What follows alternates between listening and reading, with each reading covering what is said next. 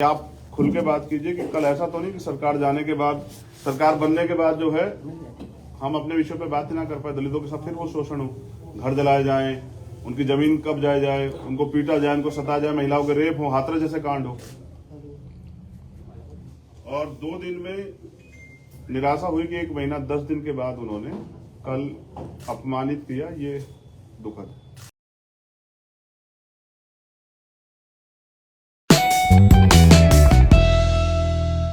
तो मैं समझता हूं उत्तर प्रदेश में चुनाव है और आप सबको जानने में दिलचस्पी है कि कल जो मुलाकात हुई थी, बिल्कुल उसके बाद हम लोग गठबंधन में कितनी सीटों पर जा रहे हैं, कहां से लड़ने वाले हैं, ये सब चीजें आपके मन में। मैं भी 2 दिन से मीडिया के लोगों से बात नहीं कर रहा था क्योंकि मैं भी अपनी चीजों को फाइनलाइज कर रहा था, क्योंकि आदमी जो जितना आदमी बड़ी बड़ी बातें करता है या कुछ भी कहता है, उन बातों पे उसका टिका रहना बहुत जरूरी होता है। तो मैं उतना ही बोलता हूँ जितना मेरे अंदर हिम्मत होती है, उससे फालतू नहीं बोलता हूँ। मैं समझता हूँ कि 6 महीने पहले से हमने भी ये प्रयास किया था कि बहुजन समाज 85% बहुजन समाज इकट्ठा हो, जिसके लिए हमने अखिलेश जी पे भरोसा किया कि वो इस आंदोलन को आगे बढ़ाएंगे। और 6 महीने से लगातार हमारी मुलाकातें भी हुई, सकारात्मक बातें। हमारे जो मुद्दे थे, क्योंकि आप जिसके साथ गठबंधन में जा रहे हैं, क्योंकि सरकार बनने के बाद वो तानाशाही हो जाता है और पिछला कुछ इस तरह का कार्यकाल भी एक लंबा समय का रहा है। तो जो मुद्दे थे जैसे प्रमोशन रिजर्वेशन का मामला, सामाजिक न्याय का मामला, बैकलॉग का मामला, सब पे बात हुई। मुस्लिम साथियों को भी उन्होंने 18-19% आरक्षण देने की बात की थी। सब चीजें बात होने के बावजूद मैं समझता हूं कि सब चीजें, क्योंकि घोषणा करना और उन पर खड़े रहना, मुझे जवाब देना है समाज को। 2 अप्रैल के मुकदमे सरकार ने लगाए, इस सरकार को रोकने का हमने तमाम तरह से प्रयास किया और इसलिए से 2 दिन से मैं यहाँ हूं। 1 महीना 10 दिन से हमारी बातचीत चली और अंत तक पहुंची, क्योंकि पिछले 9 साल से लगातार हम बहुजन समाज के लोगों को इकट्ठा करने का काम कर रहे हैं। बड़ी मुश्किल से हम अपने लोगों के अंदर रीढ़ की हड्डी पैदा कर पाए। उनका विश्वास टूट गया था कि भाई वो आगे नहीं बढ़ पाएंगे, क्योंकि जब हमारे आंदोलन की विचारधारा बदली, जो पिछला आंदोलन था, तो तकलीफ हुई। अच्छा, इस विषय में ये भी याद दिला दूं कि आज बहन जी का जन्मदिन है, तो माननीय बहन जी को भी जो है जन्मदिन की हार्दिक बधाई। वो दीर्घायु हो, स्वस्थ रहें और उनके लंबी उम्र की मैं कामना करता हूं तथागत खुद से। भरपूर प्रयास किए गए, क्योंकि हमारे लोगों का एक भरोसा है। पिछली बार जो अखिलेश जी की सरकार में हुआ, उनको ये डर है कि अगर हमारा लीडर वहां नहीं होगा तो कल जो सरकार बन जाएगी हमारे लोगों के वोट से, तो मुझे नहीं लगता कि उनपे सारे मुद्दों पे बात हो पाए, क्योंकि जो उनकी पार्टी से शेड्यूल कास्ट के लीडर जीत के जाएंगे या नहीं भी जाएंगे, वो बेचारे अपने राष्ट्रीय अध्यक्ष के प्रति खिलाफ नहीं हो सकते।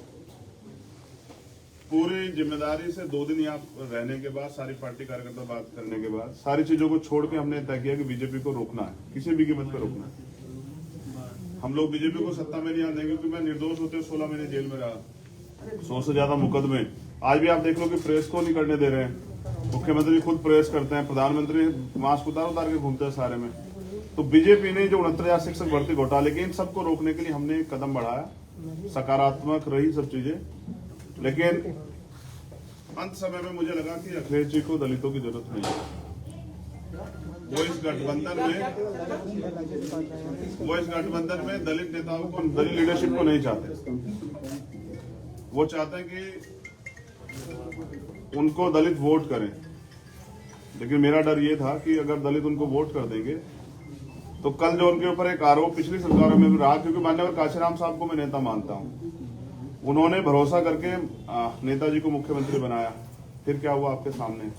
इसी डर को समाज के अंदर डर था। सारे बुद्धिजीवियों ने, हमने खुद में भी चर्चा की, सब लोगों ने कहा कि आप खुल के बात कीजिए कि कल ऐसा तो नहीं कि सरकार जाने के बाद, सरकार बनने के बाद जो है हम अपने विषय पे बात ही ना कर पाए, दलितों के साथ फिर वो शोषण हो, घर जलाए जाएं, उनकी जमीन कब जाए जाए, उनको पीटा जाए, उनको सताया जाए, महिलाओं के रेप हो, हाथरस जैसे कांड हो। और 2 दिन में निराशा हुई कि 1 महीना 10 दिन के बाद उन्होंने कल अपमानित किया, ये दुखद। अपमानित किया आपको? ये बहुजन समाज के लोगों का उन्होंने अपमान किया है। किसने सर? अखिलेश यादव ने। मुझे ये भरोसा था कि सर, वो फिर से एक बार कह दिए नाम। भी 85% बहुजन समाज के लोगों को इकट्ठा करने का प्रयास करेंगे, क्योंकि हम सब लोग भाजपा को रोकने का प्रयास कर रहे थे। मैं समझता कि यहाँ पीठ के दर्द के बाद भी 2 दिन से हूँ कि किसी तरह से बात सकारात्मक हो जाए, लेकिन कल आने के बाद उन्होंने कहा था कि मैं शाम तक बताता हूँ, उनका जवाब अभी तक नहीं। तो मैं समझता हूँ कि वो इस गठबंधन में दलित समाज के लोगों को नहीं चाहते, जबकि बड़े पैमाने पे हमारे साथी जो हैं, जो कार्यकर्ता जिनकी वजह से आज चंद्रशेखर यहाँ बैठे हैं, बीमार में आजाद समाज पार्टी के, उनकी ये मन था कि वो बीजेपी को रोकने के लिए इस गठबंधन का हिस्सा बने। मैंने कल ट्वीट भी किया था, आप सब लोगों ने अपने मीडिया के माध्यम से चलाया, तो मैंने कहा था कि आप अगवा हैं, आपकी जिम्मेदारी है। दलित समाज, पसमानदा समाज, खासकर दस्तकार समाज, पीड़ित समाज, वंचित समाज, पिछड़ा वर्ग के सारे नेता आपके साथ इसलिए इकट्ठा हो रहे हैं कि आप सामाजिक न्याय करेंगे। लेकिन मुझे लगता है कि अभी अखिलेश जी सामाजिक न्याय का मतलब नहीं समझ पाए। सामाजिक न्याय कहने से नहीं होता है। हम काशीराम साहब को मानने वाले लोग, जिसकी इतनी संख्या बार उसकी इतनी हिस्सेदारी की बात करते हैं, तो 25-25% दलितों की हिस्सेदारी ये है कि वो उनको गठबंधन में नहीं रखना चाहते। मीडिया के लोगों से मुझे शिकायत है कि बिना मेरे किसी ऑफिशियल स्टेटमेंट के, ना उनके कोई ऑफिशियल स्टेटमेंट के, आप लोगों ने भी किसके कहीं से खबरें चला दी कि ये सीट मिल रही है, वो सीट मिल रही है। नहीं चंद्रशेखर जी, टीवी9 ने चलाया, हमने नहीं चलाया। और मैं उन साथियों से भी कह रहा हूँ कि कम से कम पत्रकारिता गरिमा तो बना कर टीवी9 ने चलाया। स्पष्ट कीजिए, गठबंधन हो रहा है नहीं हो रहा, काफी सारी बातें कहे, नाम लेकर स्टेटमेंट क्लियर कीजिए। और आगे की रणनीति आपकी क्या है? देखिए, मैं फिर मैं यही कह रहा हूँ ना कि 1 महीना 10 दिन से उन्होंने हमसे बात की, तय करके रखा और हमसे कहा कि आप परेशान मत हो। मैंने उनसे कहा कि आप बड़े भाई हैं, क्योंकि उनको चिंता हो या ना हो, वंचित वर्ग के लोगों की हमें चिंता है। मैं प्रमाणित भी करता हूं कि पिछले 5 साल में समाजवादी पार्टी के राष्ट्रीय अध्यक्ष किसी एक दलित की हत्या पे, रेप पे, कितने बड़े बड़े मामले में नहीं गए उनके घर। फिर भी हमने सारी चीजों को दरकिनार करके स्वाभिमान सम्मान की लड़ाई लड़ने वाले चंद्रशेखर उनके घर गए, 3-3 बार उनसे मुलाकात की, उनसे अपील की कि इसको बना लेते हैं। लेकिन वो शायद किसी मन से तय करके बैठे कि हमें दलितों की लीडरशिप नहीं खड़ी होने देनी। वरना मैं समझता हूं कि कल जब मैंने उनसे कह दिया था कि आप बड़े भाई आप तय कर लें, तो उनको मुझे बुलाना चाहिए। वो तो इसमें रोज दलित वंचित आपकी क्या मांगे थी उनसे जिनको उन्होंने नहीं माना? स्पेसिफिक अभी भी नहीं हो रहा है नहीं हो रहा है, चल रही है प्रेस कॉन्फ्रेंस चैनलों पे, एक स्पेसिफिक लाइन क्लियर बिल्कुल की क्या हुआ है सर? हुआ ये है कि अखिलेश जी के ऊपर मैंने कल जिम्मेदारी छोड़ी थी वहां से आने के बाद कि आप तय कर लें कि आप हमें गठबंधन में चाहते हैं, क्योंकि बात सीटें और ये सब चीजें कई मायने रखती है। कल हम उनके लिए प्रयास करेंगे कि उनकी सरकार बन जाए, तो उनमें हमारे हितों की रक्षा होगी या नहीं होगी। कुछ मुद्दों पे वो, जैसे प्रमोशन में रिजर्वेशन का बिल फाड़ा गया, उन्होंने मना कर दिया कि वो इस पे नहीं करेंगे। तो हम दलितों और पिछड़ों के लिए चाहते थे कि भाई प्रमोशन रिजर्वेशन के बिल पे स्थिति साफ करें, बैकलॉग पे। कहने से नहीं होगा, आपको देना पड़ेगा जवाब, आपको नोट बना के देना पड़ेगा। हमारा यह था कि आपको कहनी पड़ेगी मजबूती से बात कि हम करेंगे। और हमारे लोगों को ये लगता है कि जब आप वहां नहीं हैं तो उनके कहने से फर्क नहीं पड़ता, वो करेंगे नहीं। क्योंकि पिछले भी हम पे एक उदाहरण है, लंबे समय से कितने मामले हुए हैं और अखिलेश जी चुप्पे साबित करते हैं कि वो दलितों को, जैसे बीजेपी आज खेल कर रही है ना कि दलितों को खाना खा रही है, वो आज भी साबित कर रही है कि लोकतंत्र में जहाँ सबको बराबर की हिस्सेदारी, सम्मान है, अवसर है, वहां वो भी जिस तरह खेल कर रही है। मुख्यमंत्री कल दलितों के खाना खाने गए, तो बीजेपी जैसा ही जो है ना व्यवहार उनका कल देखने को मिला। चंद्रशेखर भाई, एक सवाल आपसे ये है। चंद्रशेखर भाई देखिए, ये पहले तो ये क्लियर कर दें, एक छोटा सवाल है, बस 2 दिन से आप इंतजार कर रहे हैं ना। मैं भी 2 दिन से, मुझे 9 साल हो गए इस लड़ाई को लड़ते हुए। 9 साल से मैं इस लड़ाई को लड़ रहा हूँ और कभी भी दलित, पिछड़ों पे, आदिवासियों पे, पसमानदा पे कभी उनके हितों की रक्षा की बात होती है, चाहे सीएम एनआरसी का मामला हो। मैं पहला शख्स था जो जेल गया। नेता डर रहे थे कि मुसलमानों की लड़ाई लड़ेंगे तो यहाँ जो है दिक्कत आ जाएगी। मेरी चीजें ये है ना, जो आपने पिछले घोषणा पत्र के आपने तो उनको तो पूरा नहीं किया, इसलिए मैं उनसे चाहता था कि वो स्टेट अपना जो है ना वो फाइनलाइज करें, मजबूती से रखें, लेकिन वो नहीं चाहते हैं हमारे मुद्दों बात करने। तो कहने से नहीं चलेगा, तो हमने तय किया है कि अभी हम समाजवादी पार्टी के साथ गठबंधन में नहीं जा रहे। अब हम, क्योंकि हमारे कार्यकर्ता जिन्होंने पिछले 6 साल से उत्तर प्रदेश में लड़ाई लड़ी है, घर घर जाके लोगों को तैयार किया है, बीजेपी के से हमने लाठियां खाई है, हमने मुकदमे झेले हैं। बीजेपी के खिलाफ जो है हम लोग लड़े हैं उत्तर प्रदेश में, CNPR NRC का मामला हो, चाहे वो 69 शिक्षक भर्ती का मामला हो, हम सड़कों पे लड़े हैं।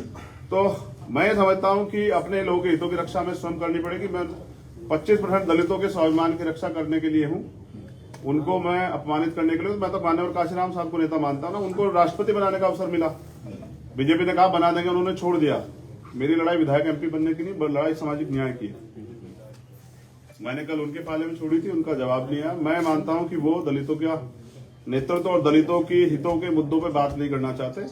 मुझे भी उम्मीद है कि मेरे बाद हो सकता है वो स्टेटमेंट देंगे हम ये करेंगे, लेकिन हमने तो सबके देखे। प्रधानमंत्री जी भी कहते 2 करोड़ रोजगार देंगे, प्रधानमंत्री भी कहें कि जो है 15-15 लाख देंगे, ये करेंगे वो करेंगे, लेकिन देश बेच दिया। तो बीजेपी को सत्ता से रोकने के लिए मैं चाहता था कि एक लार्जर लाइन्स बन जाए, क्योंकि अगर विपक्ष में थोड़ा सा बिखरा होगा उसका फायदा बीजेपी को होगा। इसलिए मैं 2 दिन से यहाँ अब क्या करेंगे आगे? अब दलित समाज के लोग, वंचित वर्ग के लोग, बहुजन समाज के लोग अपने हितों की रक्षा के लिए अपनी लड़ाई स्वयं लड़ेंगे। मैं समझता था अखिलेश जी दूरदृष्टि है, वो समझते होंगे कि लड़ाई आज की नहीं है, उत्तर प्रदेश से केंद्र का रास्ता तय होगा। लेकिन पिछली बार जिस तरह से माननीय काशीराम साहब के साथ धोखा हुआ कि उन्होंने माननीय नेताजी को मुख्यमंत्री बनाया और वो फिर ठगे से रहे कि मैं इनका वजूद बना के जो है ना अपने लोगों को कमजोर नहीं कर सकता हूं, उनके हितों की रक्षा के लिए चुप नहीं रह सकता हूं। मैं सरकार में इसलिए नहीं शामिल होना चाहता कि अभी तो सरकार बनी भी नहीं है कि मैं अपने लोगों की हत्याओं पर, तमाम तरह की समस्याओं पर चुप हो जाऊं। मैं नौजवानों की बेरोजगारी के मामले चुप हो जाऊं, ये मुझसे नहीं हो। चंद्रशेखर भाई अकेले लड़ेंगे क्या? सवाल आपसे ये है, अपने दम पे लड़ेंगे और प्रयास करेंगे जो अभी बिखरा विपक्ष है उसको एकजुट करें। अगर वो नहीं होगा तो अपने दम पे लड़ेंगे। चंद्रशेखर भाई एक सवाल आपसे ये है मेरा, कांग्रेस मायावती मैं फिर कह दूं आपसे, मैंने माननीय बहन जी सबसे पहले प्रयास किया, वो हमारी नेता बड़ी है कि उनके साथ एक गठबंधन, मैंने खूब प्रयास किया। मैं स्वाभिमान सम्मान की लड़ाई लड़ता हूँ, उसके लिए मैं तमाम मुकदमे, जेल, सब चीजें देखी, तिहाड़ भी 2-2 बार गया, लेकिन मैंने हमेशा प्रयास किया कि एकजुटता बनी रहे। मैंने बहन जी से प्रयास किया, उन्होंने कोई इस पे सहमति नहीं की। मैंने भैया से प्रयास किया, मैंने उनको बड़ा भाई माना, क्योंकि मुझे पता कि शायद उनको कुछ ना हो, लेकिन अगर सरकार बीजेपी की आ जाती तो अगले 5 साल में जो दलितों को, मुसलमानों को, पिछड़ों को, आदिवासियों को और सब समाज को जो झेलना पड़ा और जो पिछले 5 साल में झेलना पड़ा, कहीं मैं उसका हिस्सेदार ना बन जाऊं। चंद्रशेखर भाई पर सवाल ये है कि आखिर वजह क्या रही? क्योंकि देखिए हम ये खबर लगातार चला रहे, गठबंधन नहीं हो सका, टीवी ने आपको अखिलेश जी 12:30 बजे मिलेंगे, लेकिन ये बताइए कि आप उनसे पूछिए कि कद बड़ा हो रहा है, इसलिए आपका कद बड़ा हो जाएगा, इसलिए नहीं गठबंधन किया क्या? मेरा कद, मैं समझिए ना, मैं व्यक्तिगत तो लड़ाई लड़ ही रहा हूँ, मेरे कद की क्या है? अच्छा, क्या मैं, आप तो पूरे देश प्रदेश का मेरा काम जानते हैं, 23 प्रदेशों में हमारा संगठन है, मैं तो बिहार तक चुनाव लड़के आपने दम पे, तो मैं क्या उत्तर प्रदेश में नहीं लड़ सकता हूँ? लेकिन मेरा प्रयास ये था, क्योंकि मैं नहीं चाहता कल किसी दलित का, की बच्ची का, किसी मुस्लिम समाज की बच्ची का, किसी अन्य धार्मिक अल्पसंख्यक समाज की, किसी स्वर्ण समाज की बच्ची का भी रेप, हत्या हो। हमने देखा ना उन्नाव क्या हुआ, हमने देखा ना हाथरस क्या हुआ। इस बीजेपी को रोकने के लिए मैंने अपना स्वाभिमान दांव पे लगा दिया, जबकि मेरे वर्कर नहीं चाहते थे, वो चाहते थे कि हम अपने हितों की लड़ाई स्वयं लड़े।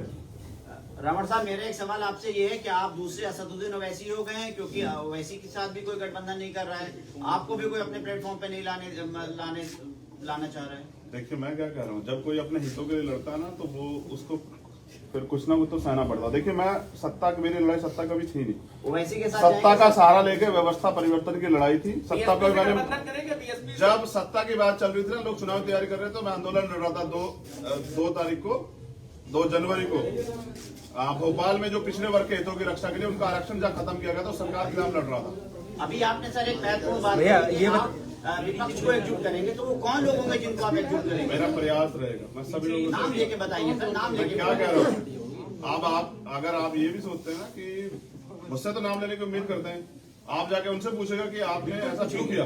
जब आप पूछेंगे तो मैं पर्सनली आपको नाम लेके बताऊंगा। मेरा काम है कि जो बटा हुआ विपक्ष है वो एकजुट, और मैं इसके लिए 2 दिन और प्रयास करूंगा पूरी जिम्मेदारी से। नहीं होगा तो भीम आर्मी के लोग, आजाद समाज पार्टी लोग अपने दम पे चुनाव लड़ेंगे।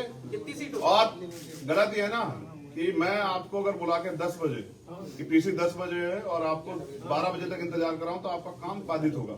मुझे ऐसा लगता है मेरे साथ यही हुआ कि पिछले 2 महीने से हमसे कहा गया कि आप जो है ना हमारे साथ मिलकर वो करेंगे। हमारा प्रयास था, हमारा समाज चाहता था कि बीजेपी से किस तरह से छुटकारा मिले, और हम लड़े 5 साल। किसी का मामला हो, उन्नाव का हो, हाथरस का हो, जौनपुर का हो, 4-4 दलितों की हत्या की जाती, कभी कोई व्यक्ति नहीं जाता है प्रयागराज में 4 दलितों के सामने उसकी माँ और उस बच्ची के साथ हत्या होती है।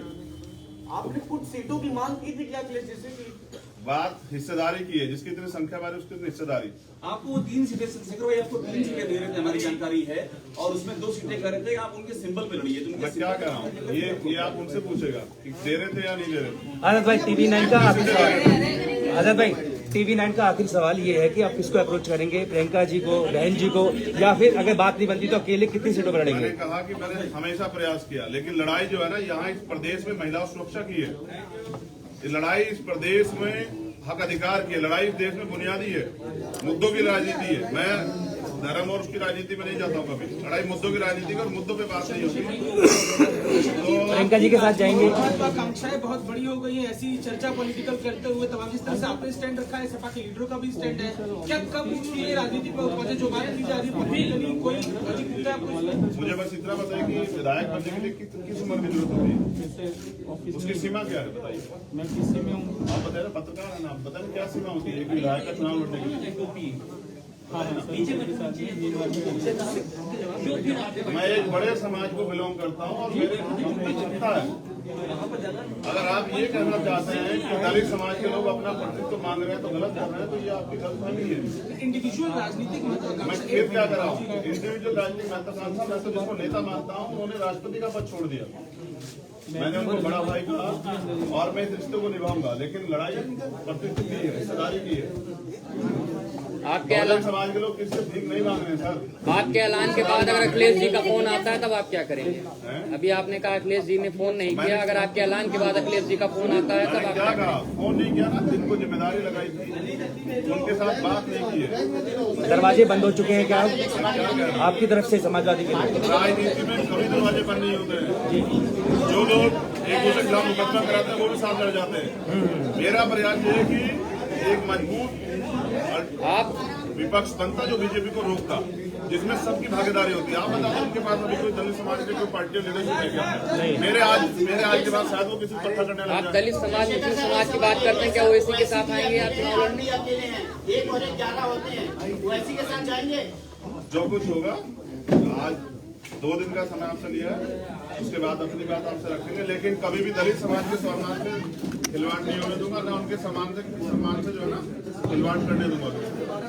मैंने विश्वास किया कि हम इस बीजेपी को रोकने के लिए सक्षम हैं और हम जो बिखरा फिर उसको इकट्ठा करेंगे, एक मजबूत लड़ाई लड़ेंगे उत्तर प्रदेश में। धन्यवाद।